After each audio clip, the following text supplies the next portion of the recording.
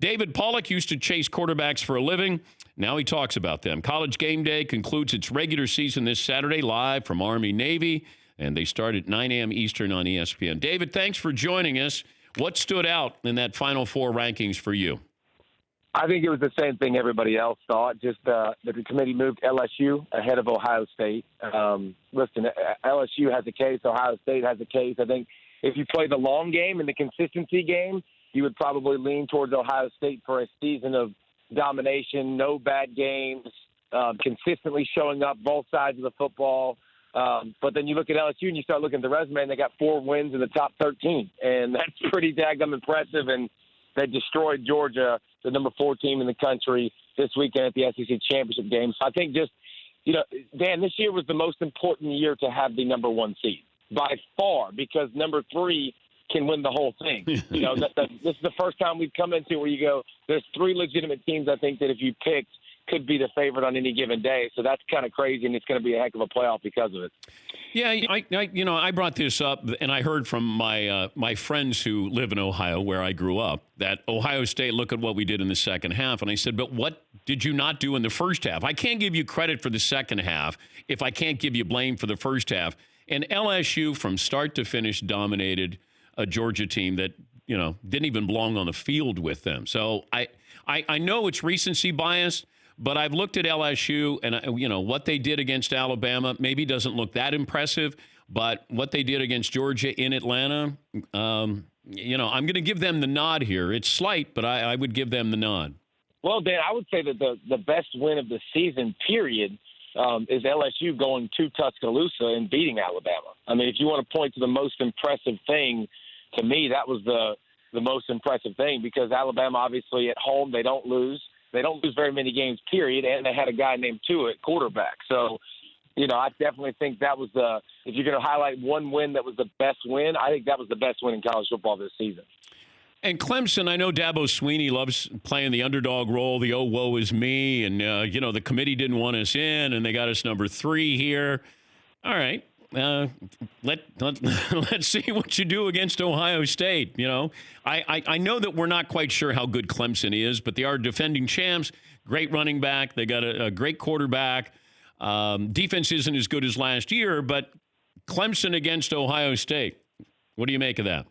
Well, first of all, I know how good Clemson is because I've seen this time and time again, and we've seen this time and time again. They have the easiest path every year, and I would argue this might be the easiest path in the history of college football with what they had to go to get to the playoff. But you look at the dudes they have, they got dudes, Dan. I mean, they got guys like Ross and Higgins out wide that are 6'4", 6'5" wide receivers that can make plays.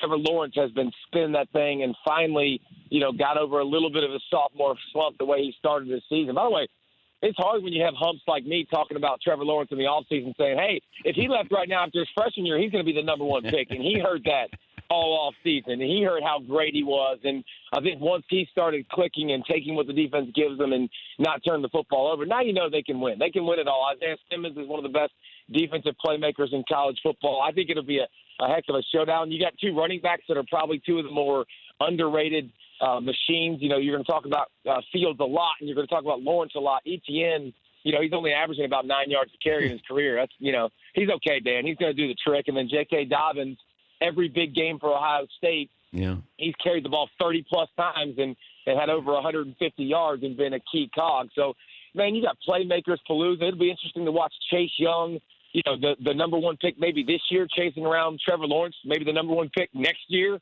And there will not be a shortage of dudes that you're going to see on NFL Sundays and Monday Night Football in the future. Give me the quarterback that you would not want to face out of these final Joe Burrow. Okay. Joe Burrow. And it ain't close, bro. It's just – I tell you what, man, you just marvel at this kid and what he's been able to accomplish. And I would if the Bengals, I'm an old Cincinnati Bengals. I had a long, illustrious career, about a season in 3 games with the Bengals. But if I'm the Bengals, I'm taking him number 1, Dan, and I'm saying, Joe Brady, you're coming with me as my offensive coordinator, and we're going to go wreck the NFL. And I tell you what, the reason Joe Burrow, first of all, he's an older guy that's been through some stuff, and you can tell. He goes to Ohio State, doesn't work out, transfers to LSU. He's not in classes. The dude is a professional quarterback. I mean, he studies the game like crazy, knows the game. And here's the thing. He has the best accuracy I've ever seen in college football. I mean, the ball hits these guys in stride, in the numbers, right here, right where they need it. Couple that with a system that's very new school and that attacks every part of the field and has weapons all over the field. And by the way, so not only do they have answers for every single coverage you want to throw at them and athletes that can win at every single level, you got to, if you're not watching him, the dude's a freaky athlete too. I mean, he completed a 20-yard pass to himself the other day, Dan. Who does that crap? I mean, it was awesome. Wait. Let me go back. Wait, Burrow doesn't go to so he's a professional quarterback at LSU. He's not enrolled in classes. He's taking online classes. He ain't going to class. He ain't going to school. He's literally a professional quarterback. He's already graduated. I mean, he's there to literally be a quarterback first and foremost, and he's doing a great job of it. So, it's his ability to really to buy time, break tackles. He's got a sixth sense, a spider sense of when if one person's coming at him, he's like, I'm not worried about one person. If two people are coming at him, he's like, all right, now I might be a little bit worried. But dude's been sick. It's been one of the coolest stories in college football to watch LSU's Stone Age offense come to the new world and just destroy people. Yeah, this might be, I'm trying to think, the largest margin for a Heisman Trophy winner. Who finishes runner-up here? I have no clue. I mean, I don't even know. You have to have a certain amount of votes, remember, to be at the ceremony. Yeah. I don't even know if anybody's going to be there besides Joe.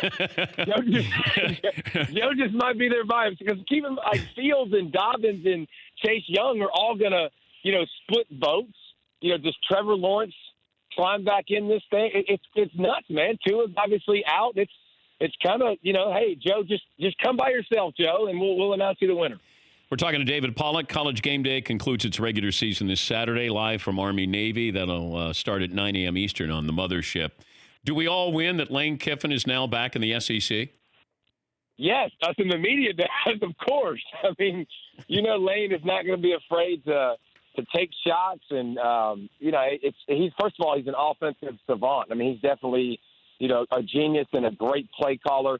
I'm very curious to see if that guy does continue to be inside of him, because I hope he matured and I hope he learned from his mess ups, and I hope he got a little bit more structure. Listen, this guy's always been a great play caller, but building a team and being the mature adult in the room and making sure he's leading the guys and demanding of them, I think he's lacked some of that in the past. And he talked about on our show yesterday. I was impressed. He was like, "Listen, this doesn't happen without Nick Saban." And so he was very thankful for Nick Saban and his time that he got to go spend with Nick. And now when he comes into Ole Miss, how soon before he takes a shot at Nick or takes a swing at Nick?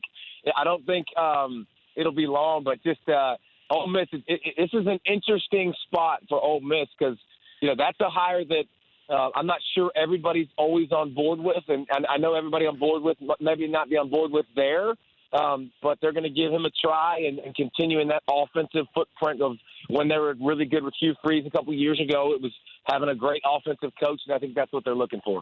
One more item. I saw this as a possibility for the head coaching position with the Washington Redskins, David Shaw with Stanford.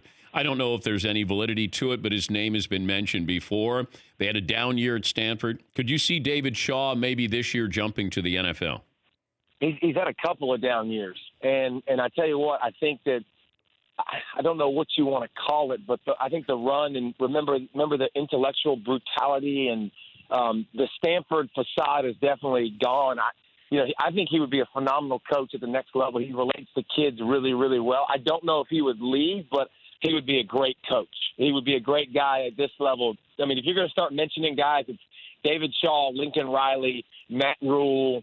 Those are three that come to mind right away transferring from college that would do really, really well at the next level. And David Shaw, listen, the NFL's changing, and you've seen, golly, I'm watching the NFL, and I'm watching the 49ers yesterday and watching trick plays Palooza and watching the Patriots and trick plays and watching Lamar Jackson and Josh Allen, and you're seeing way more, Andy Reid and Patrick Mahomes, and you're seeing way more elements of college football. But David Shaw will command respect from everybody. I think he'd be a very successful NFL coach, but Washington isn't the best destination, I don't think, to be successful. It's been a hot minute. David, thanks for joining us as always. We'll be watching this weekend. Army-Navy starts at 9 a.m. Eastern on ESPN. Thank you, David. Appreciate it, Dan. Good talking to you, buddy. That's David Pollack.